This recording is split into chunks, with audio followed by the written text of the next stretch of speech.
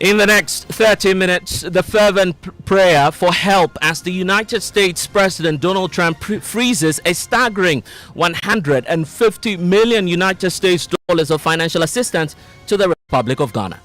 They've given us 90 days. Let's pray that it will not go beyond the 90 days, but we pray that God touches their heart to rescind their decision. And if God does not touch their heart to do so? Well, we will continue to remain a sovereign country, so no cause of alarm. And there's more unfolding tonight as the situation is biting hard on government's fiscal space as it directs that any such appointments or recruitments into the public space by the 17th of February 2025 will now be reversed according to a memo signed by the Chief of Staff. We'll bring you details tonight as we also tell you about the unfolding story on how the freeze on US aid could challenge the NDC's own pledge to scrap taxes on betting, the electronic transfer levy, and also possibly the COVID-19 levy. When the budget is read somewhere in March, all the promises we made in respect to cancellation of taxes will be effected through the budget. And young people should look forward to the cancellation of the betting tax.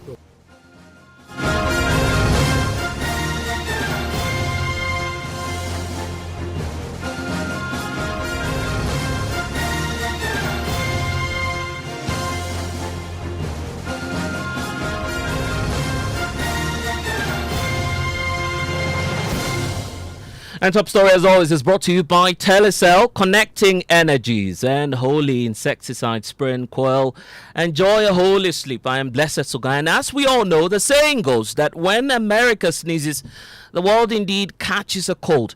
Perhaps that's precisely the situation in which Ghana finds itself now, as government is confirming to us tonight that the country is at the risk of losing an estimated 156 million United States dollars in foreign development assistance to the American people, or which is coming in from the American people. The election of a new U.S. President, Donald Trump, has caused a seismic shift in the U.S. foreign policy, which will likely see a heavy slash down in American foreign aid after a 90-day window targeted at reforming the activities of the United States Agency for International Development, USAID. Well, in a sharp response tonight, we're learning that government is taking a number of steps targeted at averting an economic shock, with President John Mahama directing the Finance Minister, Kizala Tufawson, to take urgent steps to bridge this funding gap arising out of the suspension of the U.S. aid. Joining us now is Presidential Affairs Correspondent Maxwell Agbagba, who's coming in with details plus how this is impacting on government's fiscal space, because now there's a new directive also coming through from the Chief of Staff, who's giving us a sense of what is likely to happen also to recruitments in the public space. First off, listen to the Health Minister, Kwame Minta Akando, who's also been speaking about how emotional he is on the possibility that this might affect aid in the health sector to the tune of over 70 million United States dollars. Yeah, I mean, this is a diplomatic engagement issue. So we'll be engaging them. We need them. We cannot say we don't need them. We need them. We'll be engaging them. They've given us 90 days. Let's pray that it will not go beyond the 90 days. But I don't think there's any cause of alarm for now, especially with the emergencies they were assisting. We have been able to put measures in place to, maintain those activities on the field. For example, I'll give you one example. The distribution of, we call it the last milestone. So the distribution of, consumables and what have you, they assisted in some of the regions. So we have put measures in place to be able to continue those activities. And so there is no activity that will be put on hold. All the activities they were supporting will continue to operate until we pray that God touches their heart to rescind their decision. And if God does not touch their heart to do so? Well, we will continue to remain a sovereign country, so no cause of alarm. Yeah. Well, that's the situation in which we find ourselves, because now the fiscal space is beginning to tighten based on the revelations coming through in terms of the revenue shortfall, and how this is even likely to impact government's significant recruitment process. There's a statement just coming through as of now from the office of the president. Joining us now is the presidential affairs correspondent Maxwell Akwegba, who's joining us with details of that. And Maxwell, we understand even before we get into the details as to how the president is concerned about the slash in U.S. aid, that there will be a revocation possibly of appointments and recruitments made after December 7. Tell us more about this memo we're learning of from the Chief of Staff. Well, we are to officially get confirmation from our sources here at the presidency, but that letter that you referred to, that purported letter, we've seen a copy of that letter, and it purports to come from the president and says revocation of appointments and recruitments made after 7th December 2024. It says consistent with government's pronouncement in relation to near end of tenure appointments and recruitments, I wish to bring to your attention that all appointments and recruitments made in the public services of Ghana after 7th December 2024 are not in compliance with established good governance practices and principles. Now, it concludes by saying that accordingly, all heads of government institutions are hereby requested to take the necessary steps to annul any such appointments or recruitments and submit a comprehensive report on the actions taken to this office by 17th February 2025. Your cooperation, this matter is highly appreciated.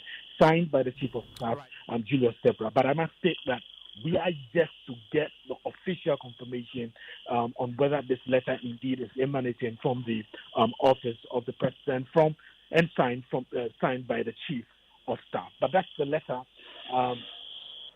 indicating the revocation of appointments and recruitment made after 7th December.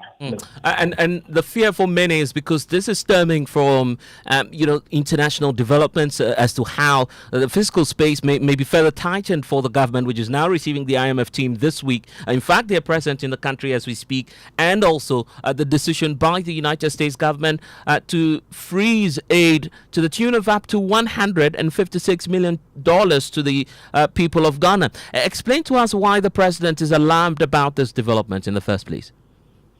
Well, from the indication that we get from the letter that came from the presidency earlier today, it indicated that the U.S. aid suspension has created a $156 million funding gap for Ghana, impacting key development programs across the country.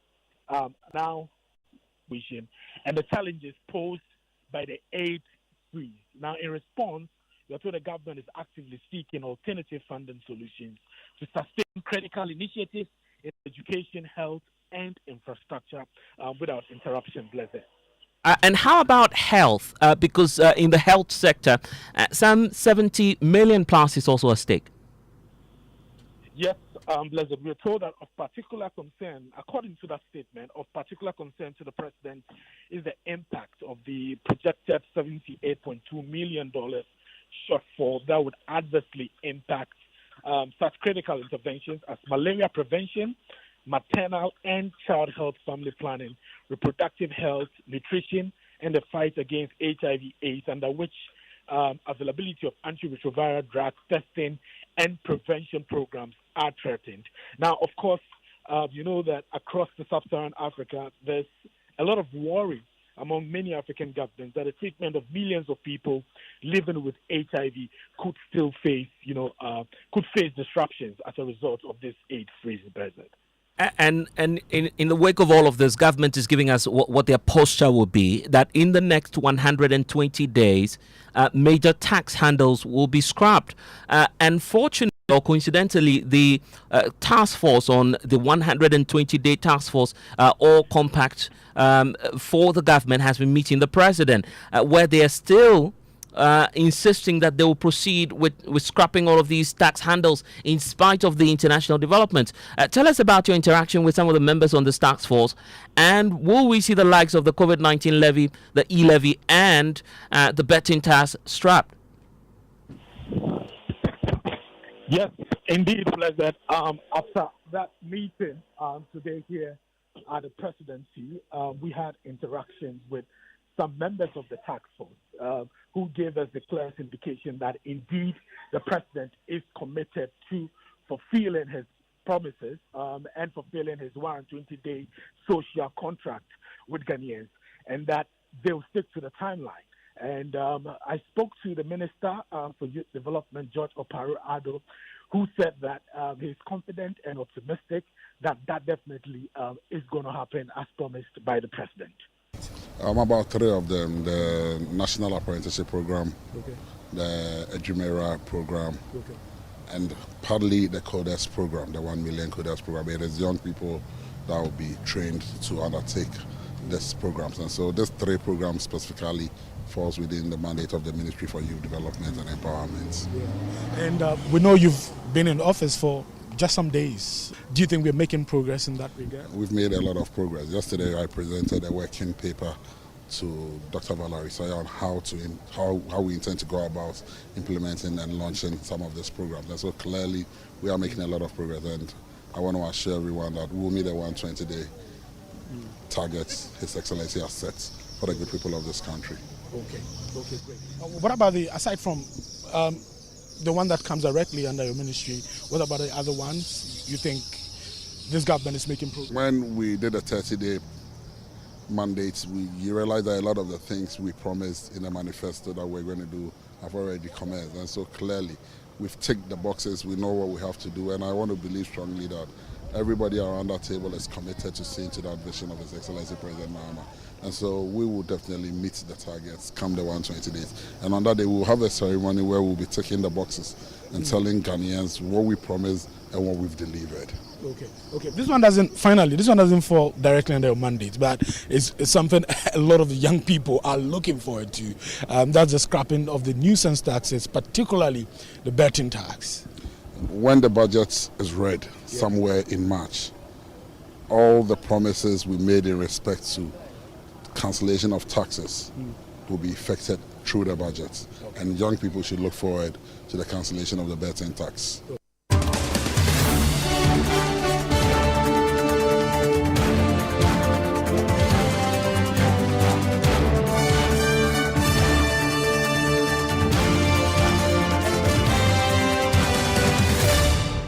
And in the last few minutes, we've been doing our own dig and looking at the figures and what possibly the impact will be if all of these tax handles are left to go by the finance minister, given the fact that there is a likely freeze on this 150 million United States dollar revenue window that may be open to the NDC administration. Is no longer or likely to be cut off or perhaps streamlined by the U.S. government, which will definitely affect the fiscal space. Isaac Ofieche's data analyst here at Joy News, and also joining us over the phone lines now is Dr. Sheriff Mahmoud Khalid, who's an economic policy advisor to the Vice President, joining us on this conversation.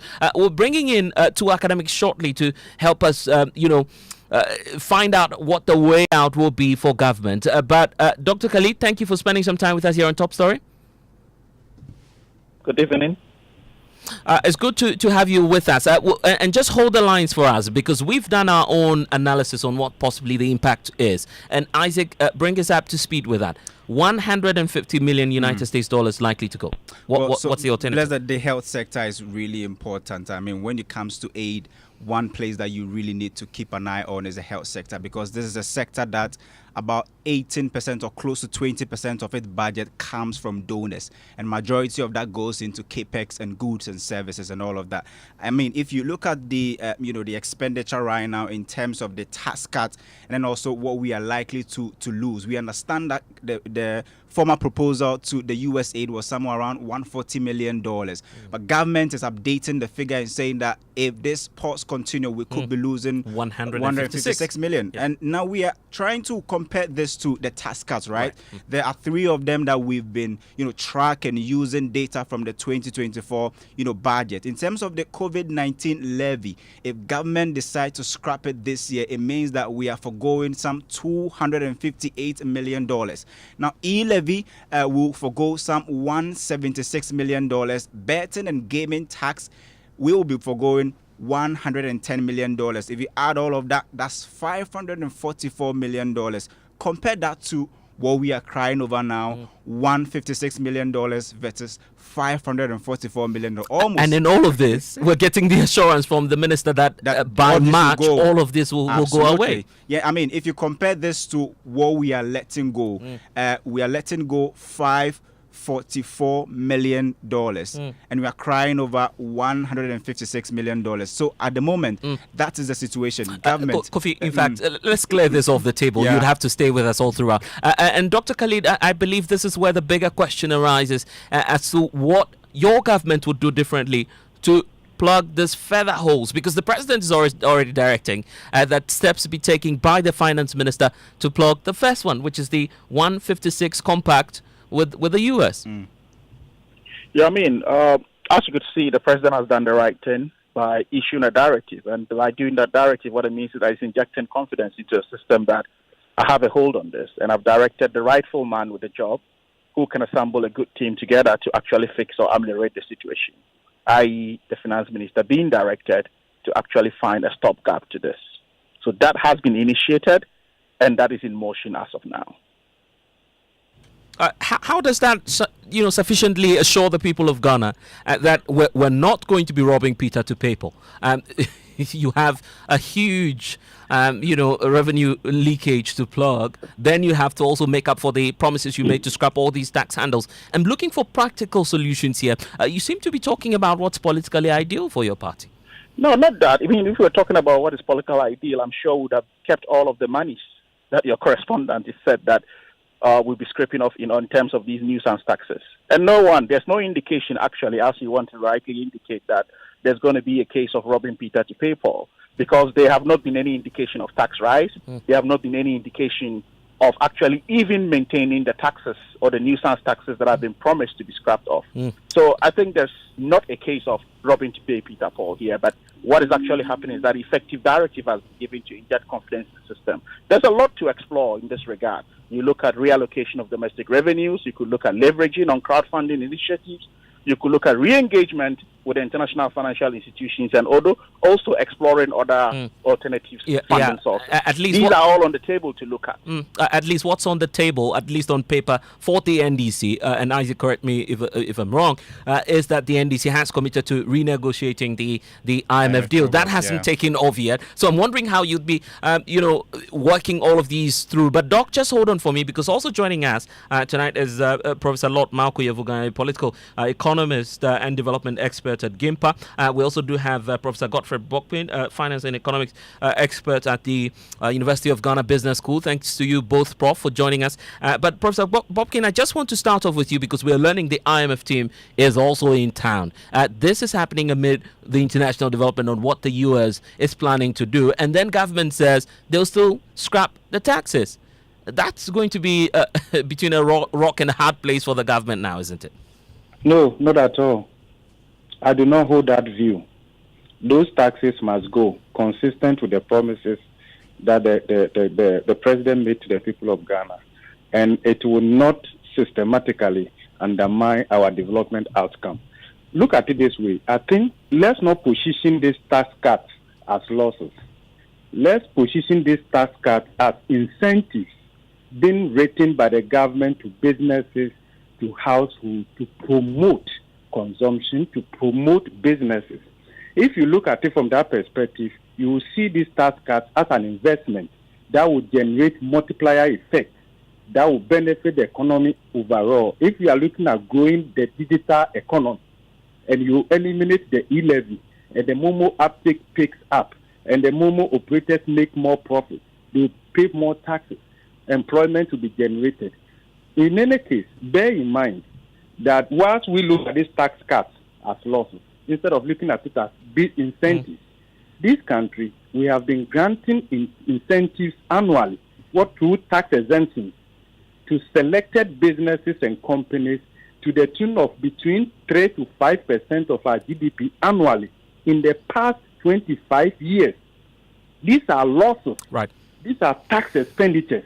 But because it is not benefiting the general public, we are majoring on the minor by talking about this tax cut as though these are losses. These I are see. So, incentives. so for you, that there's obviously an avenue or a way out I'm on not this. done yet. Let me tell you What I something. want us to do now is to look at the latest directive coming through from the presidency. We're yet to fully confirm that, but indications are that yes, the appointments done immediately after December 7 would also have to go away. You feel that would equally add up to freeing, or is part of government's ploy to look at the alternatives? Do you feel that will help by clearing all of these people off the payroll?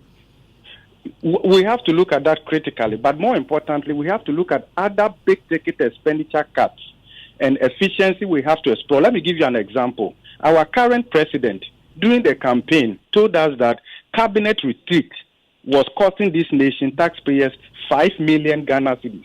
Cabinet retreat. That is more than the aid the U.S. is withholding from the health and the others, right? Far more than that. Do you know the budgetary allocation to the office of president in 2024? It was almost how much e-levy will bring. What is the level of efficiency in that? Even look at the U.S. They've set up a whole department for government efficiency. I think the president should set up a small task force tasked with looking at expenditure efficiency sources where that can come from across central government, state-owned enterprises, in that way, and let's cause that. How much savings we can make from that? Right. Our problem is the abuse from the expenditure side, right, which benefit politicians and political financiers. And every day we tend to benefit burden taxpayers. These taxes must go. Okay, indeed, and that's what, indeed, that's what you've stood for all this while. Just hold on for us, because there's the angle or dimension about what the U.S. itself could do for us in these very trying times. Yes, they are, of course, slashing foreign aid, but given the long-lasting, diplomatic ties we've had with them, I'm wondering what options we could explore. Let's hear from Professor Lord Malco, who's convener for the International Relations and Diplomatic Network Ghana, also a political economist at GIMPA. Prof, you've been listening to the other Prof, Bokpin, talk about the avenues by which government could cut spending. But how about the U.S. itself? This is by far one of our strongest allies in the West. Yes, thank you, Blessed, and good evening to Prof and the other panelists. And I agree totally with Bokpin's argument about there are taxes that must go. I mean, these were campaign promises, and I agree with him that we shouldn't always seek to punish the poor. We should look deeply with them and look at ways in which we can remove waste and cut waste in government expenditures. The president has put in a freeze on non-essential travels, and also in terms of usage of first class and all that. I think the government can do a lot more in eliminating waste so that the taxpayer is not burdened. Having said that, if you look at what Trump is doing, Trump is looking within America and looking at even cutting waste in America itself. I mean, the department he's created is to eliminate waste. Therefore, it tells you that we are coming back to fiscal discipline in terms of even America as a leading economy. And Prof, are you then saying that it's all over for us? I mean, this is the U.S. we're talking about. We've enjoyed smooth relations with them. For us. Trump is a negotiator. Trump is somebody who uses all kinds of techniques to negotiate. You see what he's done to Canada and Mexico after threatening to impose tariffs. Then there was a call, and then they made some concessions, and there's a pause. So for me, even though there's a blanket suspension of USAID, I think that in the long term, Trump may look at individual countries, case by case, and look at the geostrategic and importance of countries and try to see what they can do differently for them. I think in the interim, he's trying to use a blanket approach, but bilateral relations exist between America and other countries. So I think Ghana should also exploit ways in which we can also leverage. I mean, there are things that we can also do as a way to leverage. Because, for example, if you look at American companies in Ghana on foreign direct investment, how are we treating them? It's about time we also started to talk to these development investors, asking them that, look, as a country, we expect you to do A, B, C, D. We are directing you to certain sectors of our economy for investment, and we are making sure you retain some of your earnings. So I think it's an opportunity the same way Right. China is also doing retaliation towards America. Right. We should also begin to exploit avenues that we can also leverage. Right. So that once we do that, Donald Trump knows that we also have a leverage. Then he'll come to the table for discussion. Right. And I'm just praying we don't flex our muscles with the US. But Isaac Ofieje is with us. Isaac, that's a very crucial point. Yeah. But the IMF team, as we speak, is in town. And gentlemen, just hold on for me. Let's, Isaac, bring us up to speed with what's been happening to that aspect of the IMF talks. I mean, briefly. Negotiations are currently on expenditure and then budgetary allocation for 2025. We understand that a clear indication was given in the third review that was released in December. But the team are here to finalize because there's a new government in town. We understand that the government will want to renegotiate the program. This is the first time Dr. Kesa Latofos and his team will be meeting the IMF. There's a new acting Bank of Ghana governor and all of that. So there's a whole, cocktail of events going on at the moment. This will be a special review. So this would not be a platform to renegotiate the deal. It's practically not possible. Well, it can start the renegotiation. Because we got some window in the first few days of the NDC administration. Yeah, I mean, but the conversation now is around. I mean, we understand governments want to cut certain taxes. What are some of the alternatives? Are you going to go into tax exemptions? Are you going to go into property taxes and all of that? So it depends on what the NDC and the current government will bring to the negotiations. But interesting times ahead for the country. Indeed. And what we need to do now is to go. But gentlemen, let's give you a few seconds. And of course, Dr. Sharif, as we wrap up, a few seconds for all of you. How do we move forward? And I believe the conversation is about winning ourselves off aid. This has been long coming. As you would see in the UK, for example, their aid or development aid budget was reduced from 0.7% of gross national income (GNI) to 0.5. That is, this was done to actually break the gap when COVID-19 hit. So if you look at most aid agencies around the world, bar JICA, which is the Japanese International Development Corporation, most of them has been reducing their aid or their international aid budget. So this is an indication that internally a lot more needs to be done to actually build robustness in embracing our economies. And that's what I think President Mahama has been doing or signaling in the last couple of months since he took over. This an early government that's just 30 days old and effectively it's been sending the right signal. Indeed. And as you'd say, when a new government comes in, there's a certain goodwill that can be turned around. Right. And that's what he's embracing, among other prudent measures to turn around. We need to go. We need to go into the economy. Right, 30 seconds each for you, Professor Bobkin. You first. Yeah, thank you very much. And I think I agree with Dr. Sharif. I mean, look, Trump is making this aid cut a headline, something that almost all our development partners have been doing on the quiet.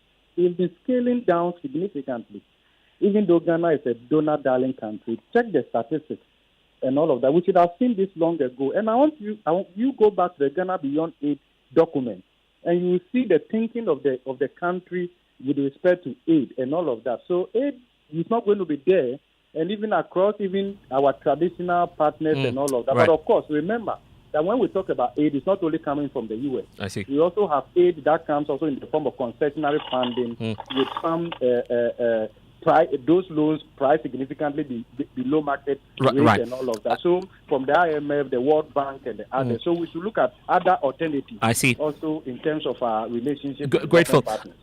Professor Lord Malco, your expertise is also in that field of aid and reinventing it. Briefly, in 30 seconds, how do we win ourselves off this aid? Well, I think that this wake-up call, some of us have been against dependency on aid all these years. And I think Ghana, almost 70 years after independence, we don't have any excuse for crying that Donald Trump is cutting aid. Our peers in South Asia, our peers, the Asian tigers, who we started off, they are not complaining about USA. So we should get over it and then begin to see how we can actually show maturity. We are not a poor, miserable country that should be crying because of cut of aid. Grateful for your time, Professor Lord Malco, to you also, Professor Godfred Bockwin, and to Dr. Sharif Khalid for joining us on Top Story. Next is Newsnight. Reasons why we connect each child. You know, be say we want make one our loved ones happy. Daddy, thanks for the tea cash, okay? I love you. That be my daughter, Angela. Say I go take care of my parents, it be my duty. Say make I pay my bills. I dey use Telecel cash. The suppliers for my shop there. Hello, boss, I get a Telecel cash alert too. They deliver the things right here.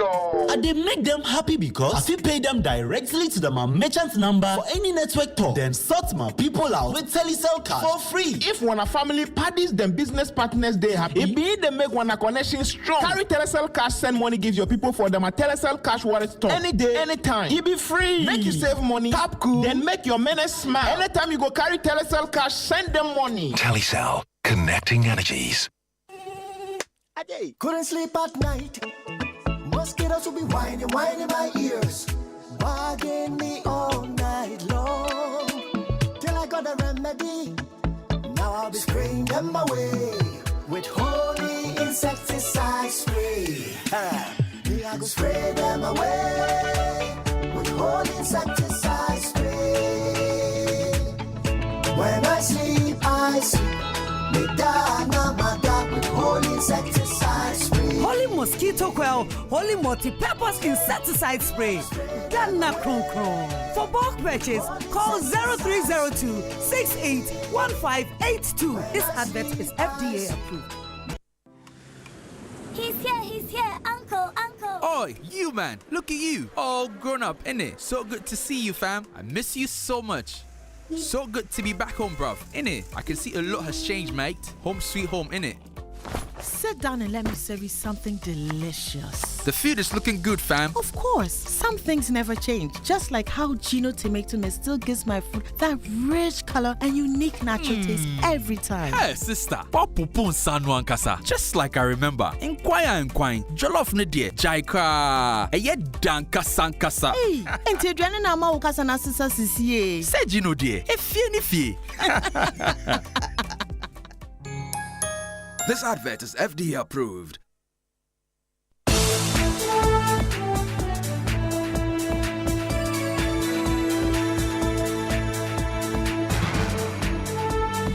Celebrating 30 years of joyfulness. Good evening and welcome to Newsnight. We're live on Joy 99.7 FM, Love 99.5 FM in Kumasi, myjoyonline.com. We're live across all 16 regions tonight. Were you hired to work in any public service or government institution after December 7, 2024?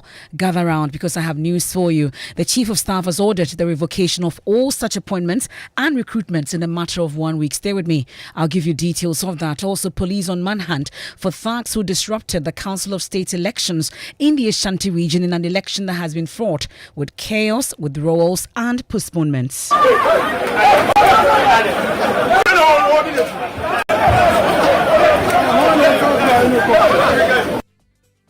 We have details as a former Council of State member dismisses calls for the abolishment of the advisory body. And even those who were talking about scrapping the council, I kept warning them that the thousands of positions that the president appoints, it is not possible for one person to know people to such an extent.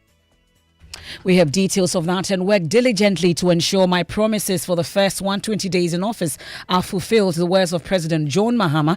He holds an inaugural meeting with a 19-member task force mandated to implement them.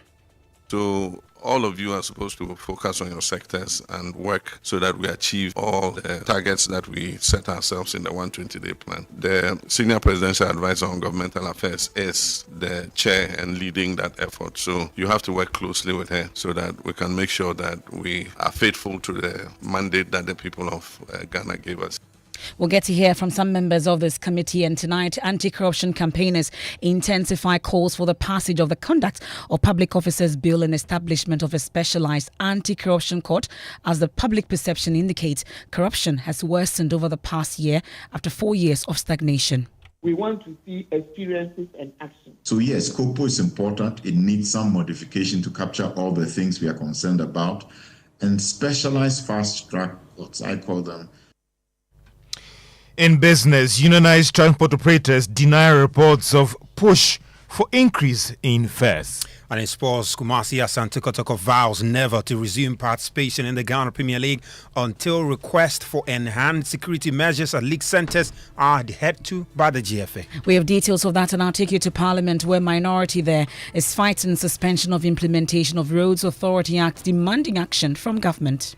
An illegal attempt by the ministry to suspend an act which has been passed by Parliament. If the ministry has any issue with the act, the best remedy or the procedure they have to take is to come to the House. We have details of the explanation from the Ministry of Roads and Highways on significant unrest caused by the implementation of this act, and then later Speaker of Parliament to organise prayers in the Chamber of Parliament to exercise spirit of disorder among MPs following recent chaos at Appointments Committee. I thank the organisers and I grant them the permission that the next prayer meeting should be held on the floor of Parliament. I'll tell you all about it. That's and more here on Newsnight. If you want to join me with your thoughts and comments via WhatsApp is 055-1111997. You can hit us also on all social media platforms with a hashtag Newsnight. I am Emefa Apawu. Let's settle for details now.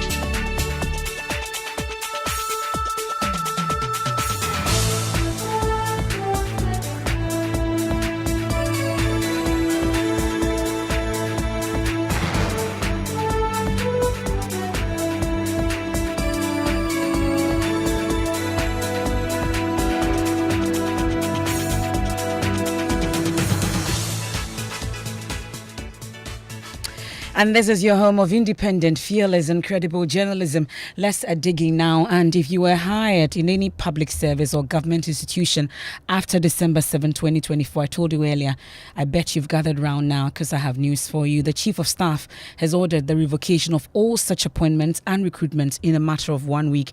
Well, we've cited a memo and we're still getting confirmation of this particular memo being circulated to all heads of government institutions. And hopefully we'll get to speak to the government spokesperson on information shortly. He's a state, Minister of State in charge of information, and he will join us shortly on this. So the memo that we've seen, which is signed by the Chief of Staff, Julius Deborah, consistent with government pronouncement in relation to near end of tenure appointments and recruitment, I wish to bring to your attention that all appointments and recruitments made in the public services of Ghana after 7 December 2024 are not in compliance with established good governance practices and principles. Accordingly, all heads of government institutions are hereby requested to take the necessary steps to annul any such appointment or recruitment and submit a comprehensive report on the actions taken to this office by 17 February 2025. And it ends by saying your cooperation in this matter is highly appreciated. And thankfully, Phyllis Kwachiofosu joins us on the line. We are grateful for your time here on Newsnight. Can you please give us some confirmation as to this particular memo we've cited so far, signed by the Chief of Staff, Julius Deborah? Yes, it is happening. So what exactly is it hoping to cure? Can you tell us? Well, if you recall that, in fact, you spoke to me on many occasions in the heat of the transition. At the very first meeting of the transition, the NDC side had cause to raise concern about the information we are receiving, to the effect that many government departments, ministries, and agencies were engaged in what we refer to at the time as last-minute recruitment, or if you like, near end-of-term recruitments. What was striking about these recruitments was the sheer number, and also the fact that critical steps in the recruitment process were bypassed. We had information, for instance, that there were some people who had been recruited who did not even apply. Others did not go through any interview process. Others did not go through medical examination, which is a requirement in some places. And others yet received backdated appointment letters, which was meant to mislead people into believing that the appointments were made much earlier than they actually were. Now, having stumbled on this information, we reached the government side of the transition team and sought explanation. We also requested that they put these recruitments on hold and allow the incoming government to determine the vacancies, the requirements thereof, and how many of such people could be employed, bearing in mind the effect that it will have on our fiscal position as a government, especially because of the very serious economic challenges that we face. Now, this our request was rebuffed. The government of the day remained intransigent.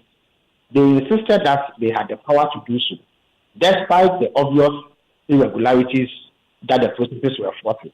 So, if you recall that on 17 December 2024, I issued a statement in my capacity as the spokesperson of the transition team for the NDC, in which I stated the position of the NDC side of the transition team, which was that if these recruitments did not stop, we will be left with no option than to reverse them when eventually we take power. And so, having been in power, we have looked into the matter and found that our suspicions were actually true, and that many of these recruitments were done without recourse to due process. And they have been done in a manner that seeks to undermine the fiscal position and create dislocations within the budget.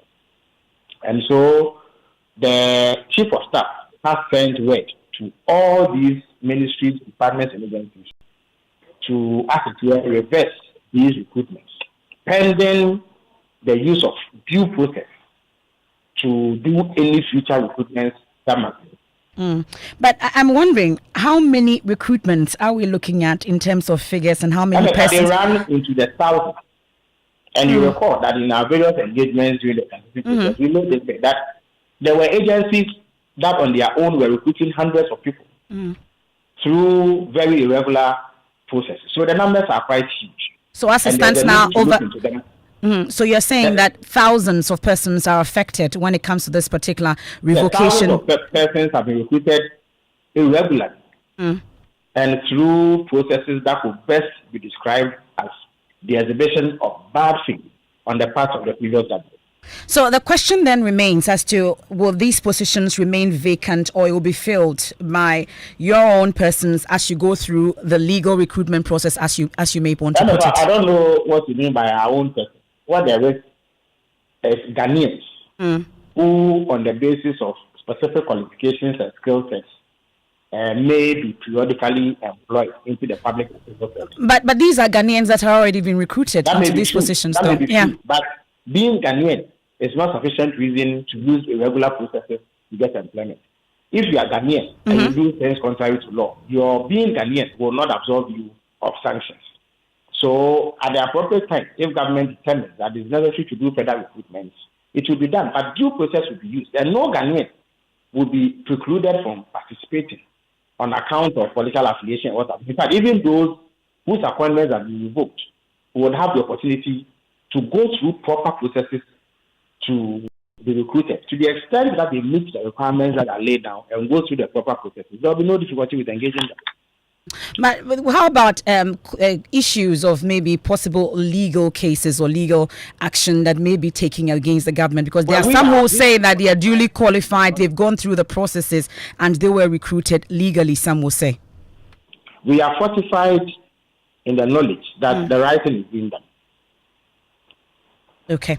Well, we are grateful, and these are matters that we'll keep looking at. And that's Phyllis Kwatiofosu, who is Minister of State Government Communication, thankfully giving us some confirmation to that particular memo that we've cited that's been sent to government institutions for the revocation of such recruitment to public service and government institutions after December 7. Of course, during the transition period, he's had cause to raise concerns about these recruitments that we've been talking about, which he says runs into the thousands. But let's bring in a labor expert, Mr. Austin Game. We are grateful for your time here on Newsnight. I bet these are issues that comes up every now and then as you've witnessed transitions in this country. Is this any different from what we've witnessed previously? Well, this appears to be on the higher side, but it's not entirely. This is an African status quo syndrome that appears to be in the system, Ghana no exception, and so it's not surprising in its entirety. But considering that these recruitments, even though government says they didn't have to do it at the time that it was done, some will say that these are persons that have been recruited legally in spite of the timing of this particular recruitment. What then happens? Are we not exposing ourselves to legal actions, labor concerns, amongst others that may come up, you'd say? Well, it may look like that, but it's not real. There are several hiccups along the line. I have checked carefully because I know we will come to this stage. And it does appear a lot of things have been done haphazardly. And so it's not in its entirety legal per se. Okay. There may be some genuine, one or two genuine ones, but majority of them are politically initiated. They are Ghanaians. If the government, the outgoing or the outgone government were to be mindful of the consequences, they should have, during the transitional period, engaged with the incoming government transitional team to have some understanding and appreciation of the reasoning behind the thing. Unfortunately, they didn't do that well. Now, let me put it in context. Generally, the civil and public services have got manpower ceilings beyond which you cannot go. And if you want to go and break that bank, then you must go through the HR system by applying through the system and giving justification why you have to open that window of opportunity. They didn't do all that. Eventually, they also have to go to the Public Services Commission kind of recruitment process, which they didn't do in proper way. And also remember, I mean, this is the straw that will break the back of the camel. These people are currently supposed to be on some kind of probation. So when you are on probation, you cannot be described as a worker or employee, as we normally want to call it here, of the undertaking of the organization until you complete your probationary process and you have gone through the validation and you are given confirmation. Then you can be called bona fide employee or worker of that organization. Well, in the absence of that, you are just navigating through the muddy waters. Well, technically, they've done just about a month, but really, so there's no option available to these thousands of persons. They just have to pack up and go home. Unless somebody wants to be mischievous, there is no legal boundary that they can. There's nothing. If employment relationship is not servitude, you are not under any compulsion to work with somebody at all costs, especially when the of government, not from government to government, but from another government to another party that is coming into power. I think that it's not been done well, and they have to learn their lessons from it. Okay, we're indeed grateful for your input as always. Austin Games, a labour expert. Earlier, we also heard from Minister of State Government Communication, Felix Kwachiofusu, there, giving us confirmation to that memo that we've cited, that's signed by the Chief of Staff, Julius Deborah, to heads of government institutions. It's revocation of appointments and recruitment made after December 7, 2024. What are your thoughts? What are your comments?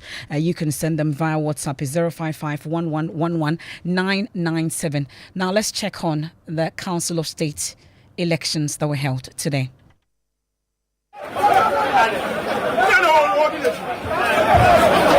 And those are sounds of chaos earlier in the Ashanti region and also part of the Greater Accra region. And the Ghana Police Service, as we have it now, are on a hunt for thugs who disrupted the Council of State elections in the Ashanti region in an election that has been fraught with chaos, withdrawals and postponement. Well, voting had just concluded and counting was set to begin until unknown thugs stormed the Ashanti Regional Coordinating Council where the election was being held, while disrupting the counting process, and all the ballots were destroyed by the said thugs.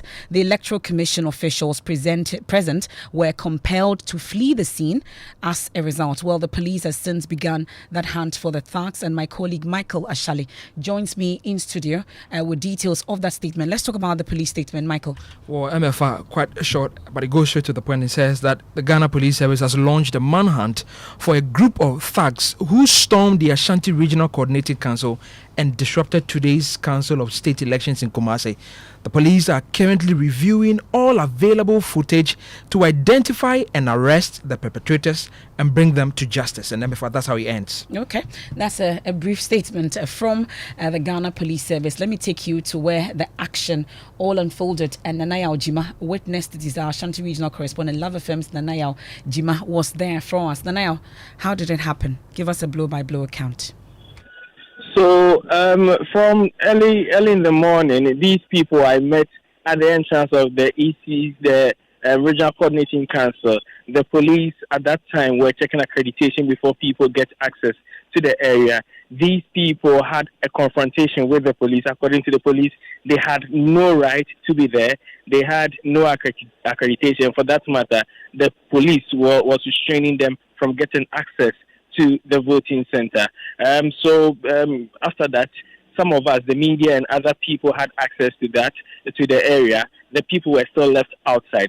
Within that area, after 2 hours, when the election had we've gone through the process and we're waiting for the last delegate to cast his ballot, that was when I sighted these men once again within the perimeter. I cannot confirm how they got access to the perimeter, but they had come inside and they had even gone to greet the former chairman for the National Democratic Congress, Yao Bimpe, who was part of those contesting the election, and also the current chairman of the NDC, Nana Kwesi. They had greeted him, and they've all gone round to have handshake with people that they knew. It was at the time of the sorting of the ballots, that was when I saw these young men come in again, and at this time they overpowered the police, who had formed a barricade around the counting area. They went straight to the EC officials who were there counting the ballots and toppled over the table on which they were conducting the business. Also, these people took some ballot materials, broke them into pieces, and took some papers. Some of them, the papers that I saw flying around, were not some printed ballot papers and other materials that belongs to the EC. They destroyed some of them. And just a few moments later, they had noticed that some of the EC officials had ballot papers that they were taking away. Some of them went straight to where some of the EC officials were being taken, and they could get hold of some of their materials and destroy them once again. It was at this moment, when they had finished their business there, that was when they were leaving the premises. The police were also there. About more than 100 policemen were present at the location, and these policemen ensured that some of the people, the EC officials, were safe. But unfortunately, some media people were hurt, or they were beaten by some of these people who stormed the area and caused confusion or chaos in the Regional Coordinating Council today. Okay, so now we know that the police are on a hunt for these thugs, though. But has there been a rescheduled date for the election there? Not yet. We are yet to hear from the Electoral Commission. But there are some of the assembly members who believe that from the sorting that was done, according to them, there was some sort of counting there. And according to them, Nanan Kansa Bodwa had won the election. We cannot confirm that because from what our cameras captured and from what we saw, we didn't see counting stats. All that we saw was the EC sorting the materials or the papers for that had been thumb printed. But the EC is yet to come out with an official communication whether they have the papers intact or the papers have been destroyed, or whether the election will be rescheduled. Okay, that's my colleague Nanaya Ojima there giving us updates on the situation, and you can understand why I've had to spend a lot of time with him there because of the situation and that police statement also on the matter there. But back here in the Greater Accra region, Nedrolo Bosu Adamtained, the first emerged winner in that election after beating 5 candidates, including former Greater Accra Regional Minister Nilaye Afoteagbo. But that election too was for a brief period marked by chaos. So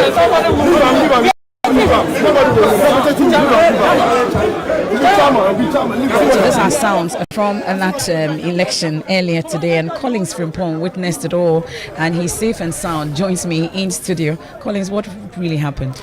Right. So actually, two different chaos occurred at the polling center. The first one started right after 11:50 when the delegates started trooping into the polling center, because even though election had begun at 7 a.m., nobody had cast their votes at that particular time from 7 a.m. to 11:50. Some of the aspirants were suspecting that one of the candidates may have camped the delegates and given them some of the items when we spoke to them live on air. So that was what happened. So at the time that one of the aspirants who finally withdrew from the race, that's Musa Ziad, he was trying to come in to the polling center with his executives, and the executives were not having accreditation, so the police would not allow them to come in. So that's where the first confusion occurred, and the Greater Accra Regional Minister was also caught in the midst of that particular chaos. So she had to use the exit entrance, which wasn't initially open for anyone, and at that particular time too, some people also felt like that since the place is an exit route, the Greater Accra Regional Minister should not be allowed to use that particular place. So it was an interesting scene, but the police increased their numbers, their presence there, and they were able to ensure that calm prevailed. But after balloting and everything was done and counting was ongoing, another chaos happened again.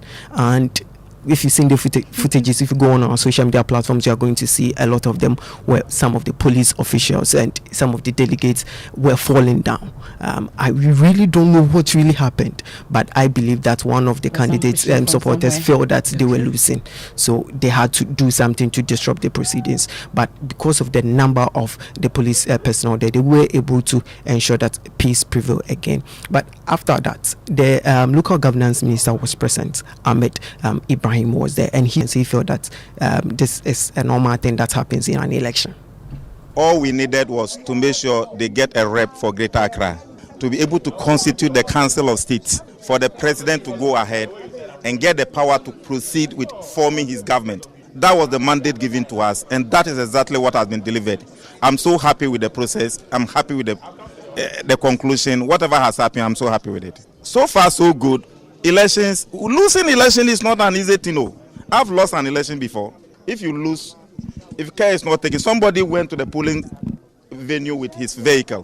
When he lost, he forgot that he brought a vehicle. He was going home, and they had to call him. They said, "Oh, Honorable, you came with a car. The car is here." They said, before he came for the car. So once elections is taking place and somebody has lost, it's not easy to lose an election. If you don't act, your supporters can do anything. That's a local government minister, Ahmed Ibrahim, there interacting with my colleague Collins Frimpong. In other parts of the country, Paramount Chief of Yeji Traditional Council emerged winner in the Bono East Regional Council of State elections, while a 32-year-old gold dealer, Maxwell Boache, won the Western Region Council of State election. Former NDC Eastern Regional Women's Organizer, Evelyn Kurang, also won the elections in the Eastern Regional Capital, or in the Eastern Region. Well, former NDC running mate in the 2004 presidential elections, Alhaji Mohammed Mumuni, has also won the Council of State elections in the Northern Region. But the elections in the Northeast Region has been rescheduled to the 13th of February after two candidates had the same number of votes. Well, Ilyas Utanko monitored the situation, joins us on the line. So who are these candidates that had equal numbers, and how prepared are they for round 2 on 13th February? Well, after the election, the regional minister said everything was on course and that they were ready to hold the elections on the 13th of this month. In fact, the elections in the Northeast region was very brief and fast. By 9:54, the election has come to an end. And as you mentioned, 6 candidates, of course, and 2 candidates have 6, which is the total number of votes cast. And so there was no clear winner, which forced authorities to reschedule this particular election. Okay, so that's the situation in the Northeast region, and that's my colleague Ilyas Utanko there giving us updates on this situation. Meanwhile, former Council of State member Samuel Kujato has dismissed calls for the abolishment of the Council of State, saying it still plays an important role in the country's democratic dispensation. He's been speaking on the Pulse on the Joy News channel.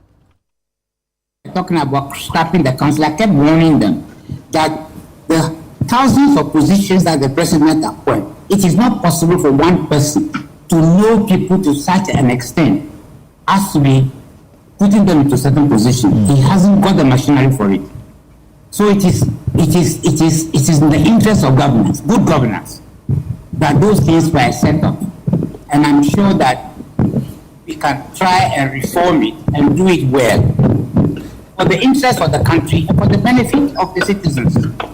Yes, I'm saying that appointments were sent to us. Sometimes we go to CVs and the rest. We find out that sometimes there is errors in the CV that have been put there. Sometimes there's a woman to be appointed, but sometimes you find out the man who is there. We write back to them and say, no, this is not in accordance with the law. So for every appointment, we want to make sure that it goes in accordance with the law. If it is not, we refer it back to the presidency to correct.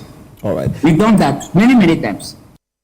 That's Samuel Okujeto there speaking to Elton Brobe. Lawyer Samuel Okujeto speaking to Elton Brobe on the Pulse on the Joy News channel. Still believes that the Council of State has not outlived its usefulness and that it should still be in place. Well, President John Mahama has urged members of his 120-day social contract task force to work diligently to ensure that his promises for the first 120 days in office are fulfilled. Speaking at the inaugural meeting of the task force, he stated that the majority of its members who are ministers were included because many of the promises fall directly under their mandate. In the run-up to the election, President Mahama made several commitments that he pledged to fulfill within his first 120 days in office. All these include scrapping nuisance taxes such as the e-levy, the betting tax, and others.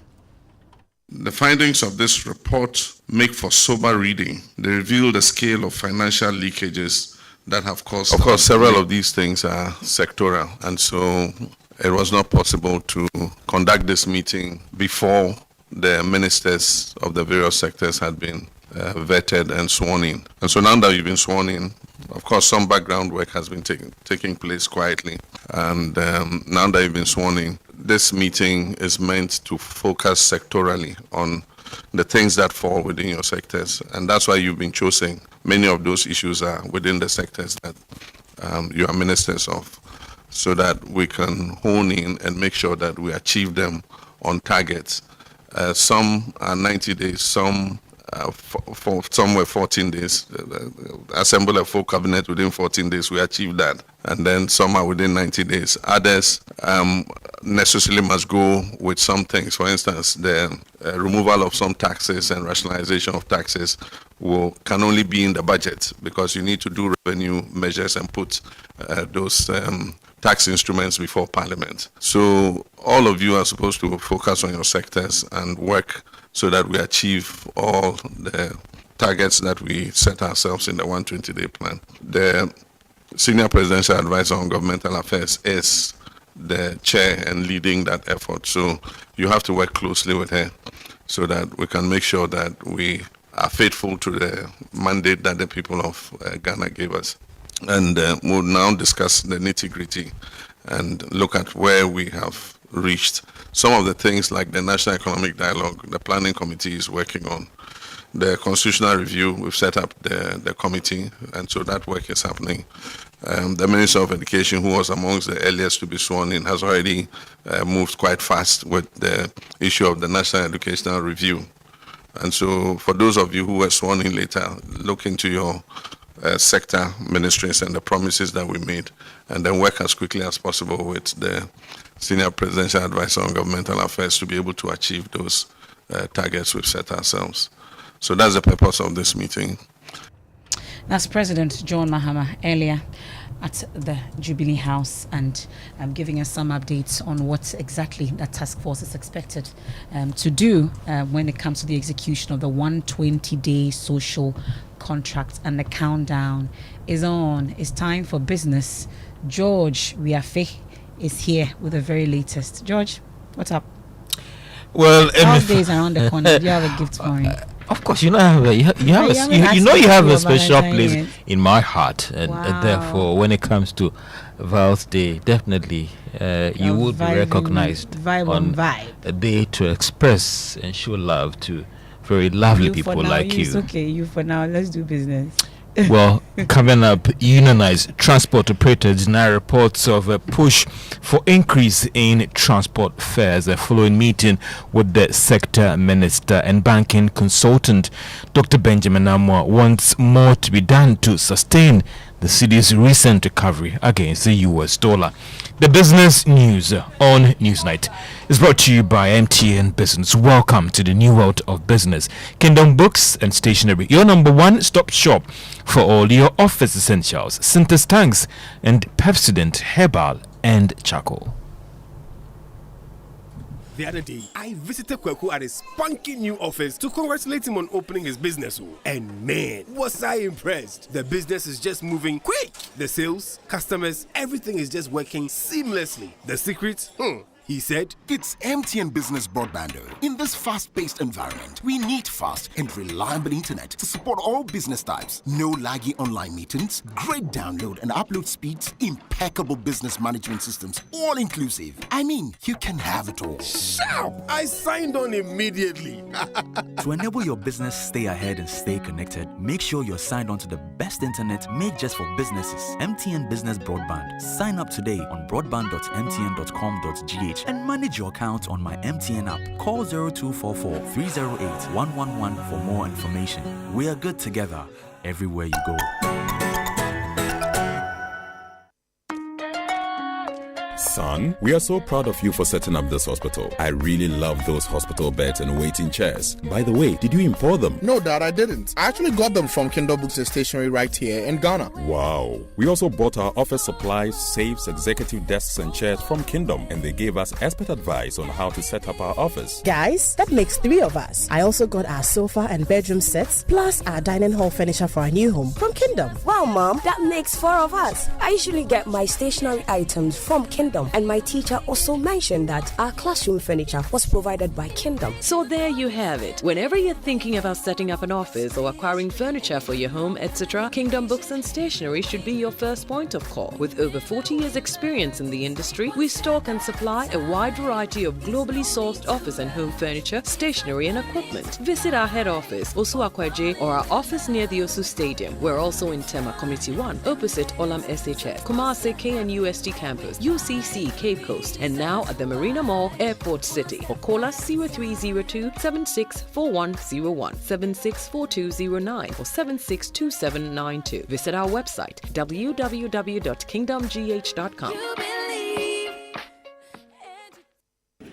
Businesses know how important it is to create a productive and supportive working environment by investing in employees' health. With a leading international track record, Apex Health Insurance is licensed to provide medical insurance services to corporate organizations and SMEs. We also have international LH Blue cover and TPAs to cushion you. Multinational companies, factories, and government agencies, focus on your business while Apex Insurance takes care of your health. Visit Apex Health Insurance office at Zion House, Boundary Road, Shiashi, Kumasi, opposite Prempeh College, Sofo Line, and Takrady Market Circle. For further inquiries, call 0501 562 962 or 0501 552 495. Apex Health, your preferred health insurer.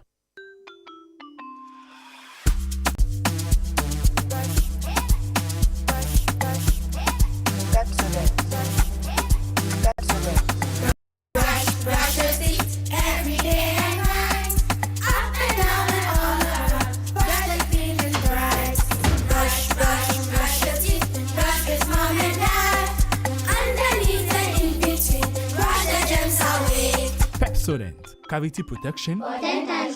This advert is FDA approved. Hey, dear New sir. And stay soft concentrate fabric softener. I was such it move. You're sending this say, but you hear my tina watch it. New Yanets now watch it. No, be a baby, some want some demoni in us. Dear New say. Fair quiet, yes, sim Biara Association Ontario. Uses Stay Soft and New Yanets now watch it. Nani boss to tap from cry. A fabric softener. And yen near says, sir. Choose to Stay Soft. No who's so say, no. FDID a dreading crack to yatu.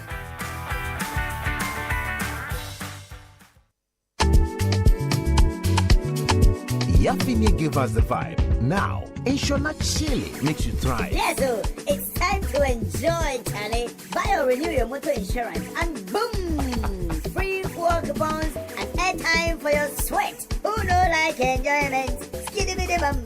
From January to June 2025, Enterprise Insurance gives you more reasons to smile on the road. Insure today and enjoy free fuel coupons for your car and airtime for your phone. Free fuel? Airtime too? Hey! Enterprise Insurance, always your advantage.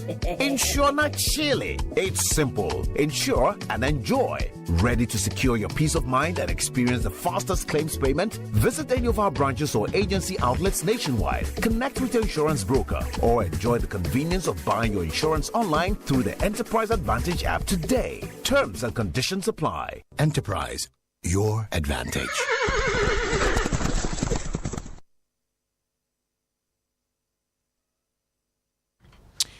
You're welcome back to Business on Newsnight. Now, unionized transport operators have denied reports that they are pushing for an increase in fares. Now, it followed an earlier disclosure by the Transport Minister, Joseph Bukai of a meeting today to discuss their concerns. There is more in the following report. So, according to the transport operators, the meeting with the sector minister today was more of welcoming him as well as update him on industry developments. The unionized operators also used the meeting to explore ways that government can assist the industry and deal with some of the challenges facing the sector. The operators, which include the Ghana Private Road Transport Union, also rejected reports that they are trying to use today's meeting to push for an increase in transport fares. They have told Joy Business that the current increment in prices of petroleum products over the past 1 month does not warrant an increase in transport fares. The operators, however, did not rule out getting back to the Transport Minister for fresh discussions if conditions in the coming weeks should warrant an increase in fares. And that is a Business Desk report. Now, banking lecturer Dr. Benjamin Amoa is pushing for measures that would help sustain the city's recent recovery. Fresh data picked up from the commercial bank showed that the city's depreciation against the dollar has slowed significantly over the past weeks. Industry watchers are linking it to improved dollar support from the Bank of Ghana and inflows from offshore investors. Dr. Amoa argues that more needs to be done to ensure that we don't suffer the same challenges that hit the city in every first quarter of each year. Absolutely, it is, because if you go back to the data, look at November 11 to December 12, the city appreciated on a daily basis. How that happened, we need to maybe look at it and look at it again. Then after elections, the city started, wobbling a bit. And we are seeing some resurgence in terms of strength. So definitely, something may have happened between 11th of November to about 12th December. We need to maybe go and look at it. And then if we can replicate that, and it will not cost us that much, we should use that as a short-term approach to managing the Ghana city, in addition to the long-term approach to dealing with the Ghana city, which we know is more structural. But in the short term, we can look at what we have been doing, especially between November and December last year. And then if we can use it. Dr. Benjamin Amoa is a banking lecturer at the University of Ghana Business School. And the Director of Operations at the Ghana Gas, Engineer Dr. Kofilati, has been appointed as the new Chief Executive of the company. He took over from Engineer Benasanti, who stepped down last week, having been in that position since January 2017. More in this report. Joy Business understands that Engineer Dr. Kofilati's appointment took effect from last Friday, February 7, 2025. Engineer Dr. Lati has over 25 years of experience in the energy sector, especially when it comes to the downstream operations in the country. In his first management meeting, Dr. Lati stressed the need to explore avenues to use the gas facility to support government 24-hour economic program through agro-processing, transportation, construction, and manufacturing services. Dr. Lati underscored the need to operate and transport gas to customers in a safe and reliable manner in line with the vision of Ghana Gas. For some individuals, one of the major challenges the new chief executive has to deal with is how to improve supplies for power generation and improve the financial standing of the company so they can meet their financial obligations to Ghana National Petroleum Corporation as well as debt owed other players in the industry. And that is a Business Desk report. Now, Carl Bank says it will collaborate with the insurance sector players to address challenges affecting insurance penetration in the country. Head of Digital and Inclusive Banking at Carl Bank, Martha Quay, says the bank will move to deepen its engagement with customers going forward. She spoke to Joy Business at the launch of the Be Insure initiative in partnership with Blue Space and MTN. Carl Bank, as part of our strategy for the last 5 to 10 years have focused on digital transformation. And digital transformation actually requires a lot of collaboration. And that is why it became very necessary for us to partner Blue Space, MTN, to bring this product to bear. The collaboration is important because as CalBank, we have a payment platform we do put out there to assist various companies or business sectors to process payments. And it's one of such solutions called CalPay, which is a payment gateway that we are using to partner with Blue Space to drive this insurance marketplace. Martha Kwe is head in charge of digital and inclusive banking at CalBank. Now, the International Financial Corporation Regional Director for Central and Anglophone West Africa, Dr. Kalia Khalifa, has emphasized the importance of sustainable building practices in driving business growth and environmental conservation. Now, the regional board for the private sector arm of the World Bank disclosed this when she presented the prestigious ISC Edge Green Building Certification to Access Bank Ghana in Accra. It's very good for the environment. Buildings that are sustainable, businesses that will continue to create jobs and do business. But also, when you are becoming more sustainable and EDGE certified, you're effectively lowering your expenses. And when you lower your expenses, that's good for your bottom line. So it's good for the environment and it's good for the bottom line. So overall, it's a plus. And any business that wants to consider doing these kinds of activities should immediately think of EDGE certification. EDGE certification basically means that the business is more sustainable. We have, as IFC, begun this EDGE program and all over the globe. In Ghana in particular, there are about 54 ongoing projects covering about 800,000 square meters, and therefore we hope to continue doing that kind of thing in Ghana. International Finance Corporation Regional Director for Central and Anglophone West Africa, Dr. Dalia Khalifa. And that's all for business. But before we go, let's turn our attention to the stock market. If you hold the shares of MTN Ghana today, it was up by a peso to close at 2 Ghana cedis, 76 pesos. Some good news for shareholders of MTN Ghana. And that's all for business on Newsnight. It's back to you, Musbao, and we are talking about sports. Yes, very much so. Well, Kumasi Asante Kotoko, their interim management committee chairman, Nana Apinkra Akwesi Awa, has been speaking, and he is insisting that the club won't return to the Ghana Premier League until the Ghana Football Association addresses their security concerns. Now, at a meeting earlier today in Kumasi between the management of Kotoko and the leadership of the Ghana Football Association, he criticized the FA's response to recent violence, including a fan's death, and accused them of failing to secure safety at match venues. Well, my colleague Stephen Zando has been following this very story and has more. At the meeting, the IMC chairman of Asante Kotoko, Nana Apinkra Akwesi Awa, the first told GACA that since they are the mother association for the clubs, they expected GACA to visit Kotoko even before the IGP and his team did. And for the GFA, he wasn't expecting much from them because the association has shown they don't value Ghana's two biggest clubs, Asante Kotoko and Accra Hearts of Oak.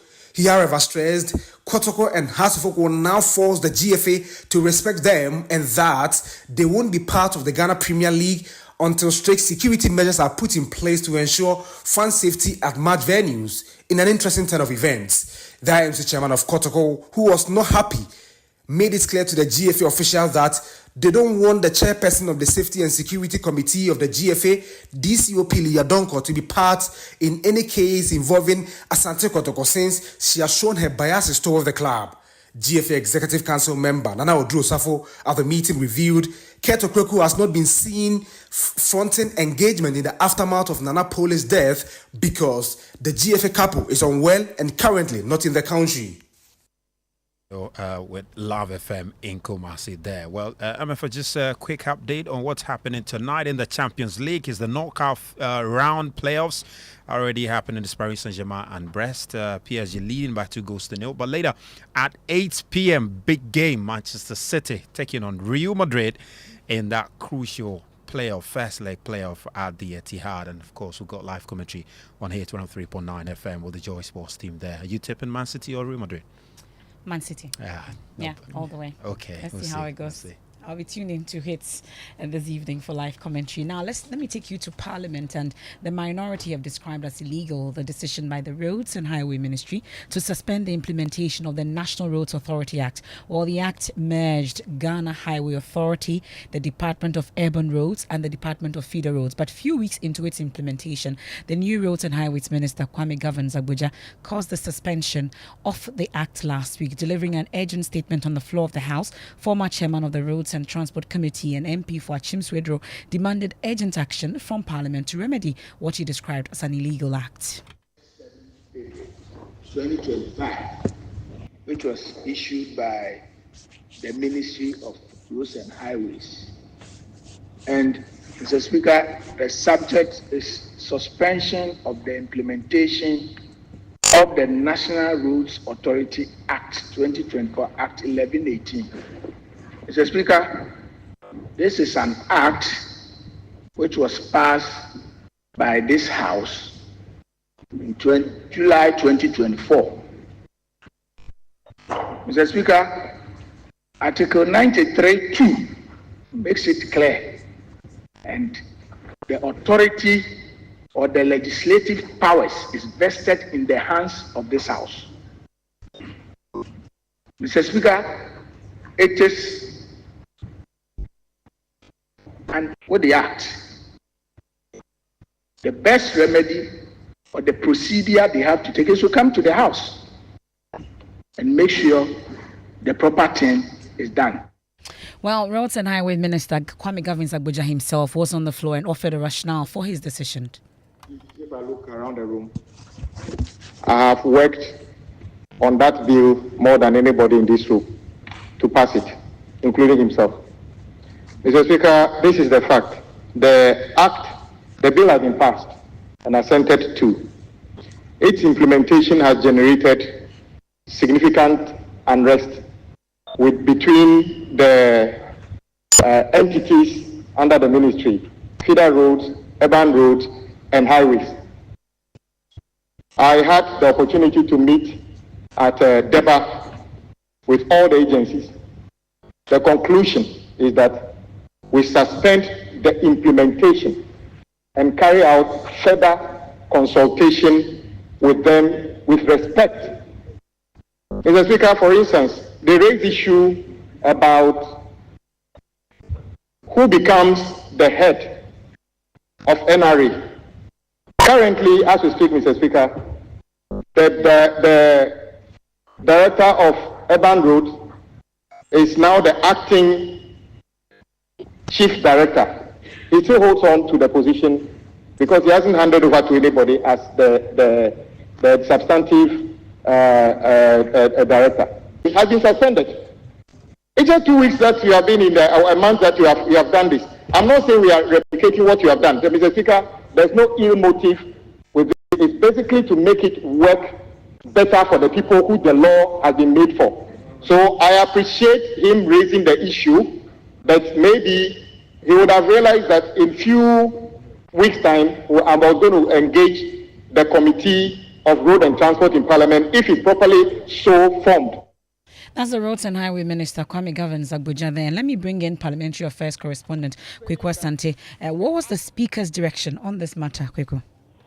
Well, Emefa, the Speaker agreed with the minority on this, that the appropriate step to deal with an act of Parliament that has been passed, if there are challenges of implementation, is to come to Parliament. He has really directed the Minister to do the appropriate thing and report back to the House. The maker of the statement, he has drawn our attention to an urgent matter. The urgent matter is that we pass a law. The ministry is come out with a statement saying it's suspending the implementation of the law. Now, luckily for us, the minister is available. The minister has not challenged that. He is explaining why the ministry is being forced to suspend the implementation of the law. The only thing that the maker of the statement says is that if you have that kind of challenge, come back to Parliament. We had a similar one with the road tolls, as the minister drew our attention to. We called on the then minister in the same ministry, and it was ignored. That is a precedent that should not be followed. Because that time, those on my right were to my left, and it was raised by them, and we said the then minister was wrong. Well, Kweku, what is it I'm also hearing the speaker talk about when it comes to a prayer meeting for MPs in the House? What exactly is going on? Emefa, do you believe in exorcism? Do you believe that people could be exorcised of bad and evil spirits? But bad behavior, anyway, I really don't know. What exactly is the speaker's view on this? Parliament today meeting with clergy at the speaker's annual breakfast meeting said perhaps the next prayer meeting should be held on the floor of Parliament, the chamber, to exorcise MPs of disorderly conduct. Listen to it. Yes, and I grant them the permission that the next prayer meeting should be held on the floor of Parliament. There may be something inside there that has to be exorcised. We will not take it for granted. We'll get inside there and get it out.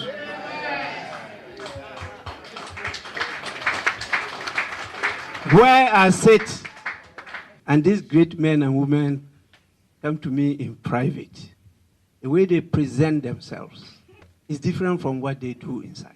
And so I keep on thinking, what is inside there? And the great men and women of the gospel will testify when they are with you in your church. And then you see them in the Parliament, and they are very different. What is inside there? If that is a culture of politics, then we really need God to descend and once again salvage us. The matter has become a serious one, but what are the MPs saying? They need exorcism. They agree with the speaker? Well, a lot of them who spoke to me, not on the record, believe that the Speaker of Parliament did say this in a light note, but they say that if that is what it will take to ultimately rid the House of disorder, then so be it.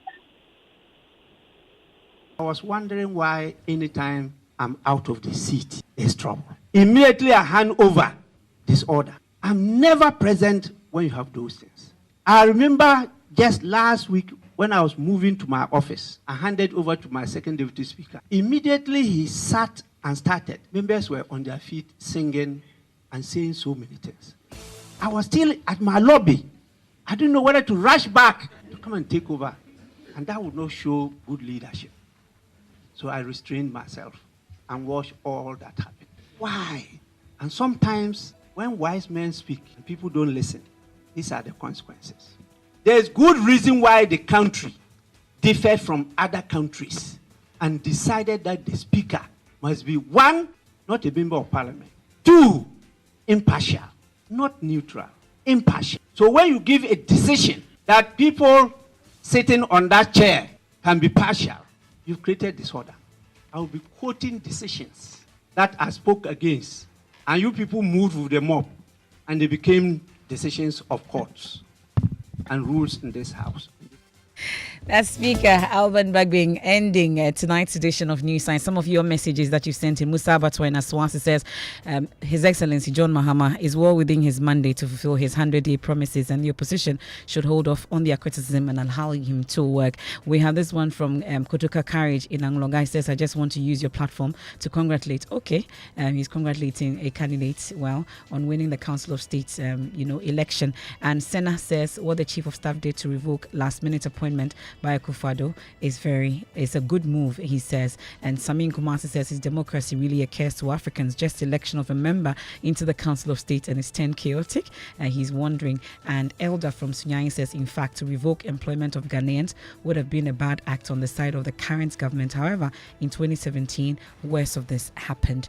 And it's time for the gigs. Hi, Emefa. On Tuesday. What's up? I'm good. What are we doing tonight? We are in the month of love, and we are having a very interesting conversation. Let me ask you, do you remember the era of call centers? Hey! Yeah, bro. So just imagine a spouse to make a call. exactly waiting to have her husband call her. Tonight we want to have a conversation on how technology is redefining romance. Is it making it better? I thought those Exactly. days were better, you know. Are you sure? You longed for it. This time, we take it for granted. It's just there. You get the message anyway.